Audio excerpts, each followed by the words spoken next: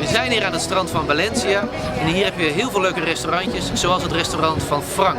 Hij is Spaans-Nederlands en heeft een Italiaans restaurant. Hij gaat ons uitleggen hoe je hier lekker ontspannen kunt gaan eten. Frank, als je hier in Spanje op een mooi terras wil gaan zitten, dus bij jou bijvoorbeeld, dan zijn er 3 verschillende regels waaraan je moet houden. Welke 3 regels zijn dat? De eerste regel is dat als je aankomt dat je wacht op iemand van de bediening dat die je komt helpen. Want de bediening moet je naar de tafel begeleiden, want tussen elke tafel, tussen de personen weggaan en aankomen, wordt de tafel gedesinfecteerd. Regel nummer 2 is dat als je aan tafel zit, dat je dan pas je mondkapje af mag doen. Regel nummer 3 is dat er maximaal 20 personen aan dezelfde tafel mogen zitten uit verschillende huishoudens.